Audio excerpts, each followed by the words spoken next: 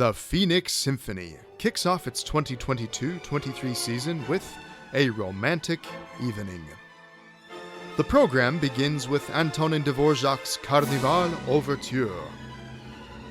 Dvořák was born in Bohemia, now the Czech Republic, and lived in poverty and obscurity until he gained the attention of Johannes Brahms, who later became his mentor.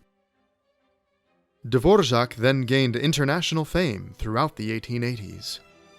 Carnival, one of his most popular works, was written during this time and depicts the lively commotion of a carnival. This piece was the second in a series of 3 overtures collectively titled Nature, Life, and Love. Dvořák conducted the premiere of these 3 pieces in Prague in April 1892.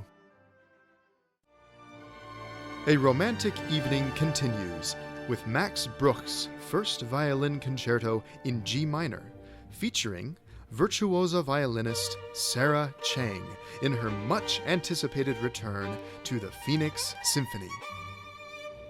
Brooke composed this piece for 2 years before it premiered in 1866, and immediately decided to rework it.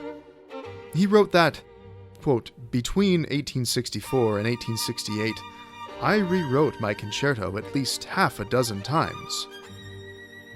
While Brooke remained in the shadow of Brahms during his career, who was 5 years his elder, there are striking similarities between the opening of the third movements of Brooke's G minor and Brahms' D major violin concerti.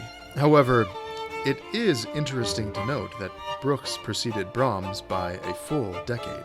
Though Brooke was known primarily as a composer of vocal music, his first violin concerto remains one of the most popular violin concerti of the Romantic era.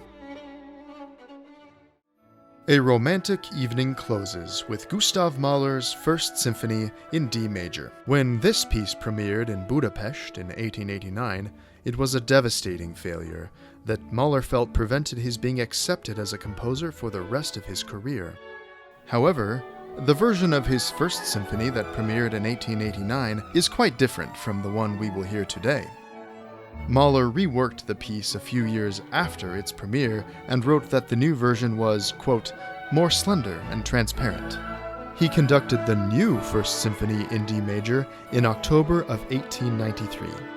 This time, it was met with considerably more praise.